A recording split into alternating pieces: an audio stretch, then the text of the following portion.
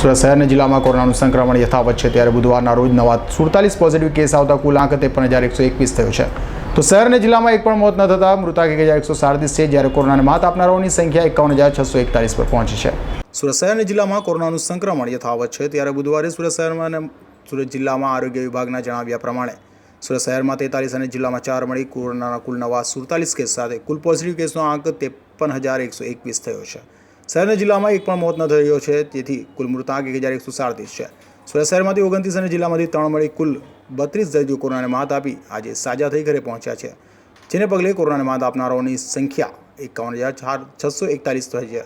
આ શહેર અને જિલ્લામાં કુલ એક્ટિવ કેસની સંખ્યા 343 છે, જેમાં સુરત સિટીમાં 40,046 કોરોના પોઝિટિવ કેસમાંથી 850ના મોત થયા છે, જ્યારે સુરત જિલ્લામાં 13,075માંથી 287ના મોત થયા છે. સુરત સિટીમાં 38,955 અને સુરત જિલ્લામાં 12,686 દર્દી કોરોનાને માત આપી સાજા થઈ ઘરે પહોંચ્યા છે. Azhar Qureshi, G24 news.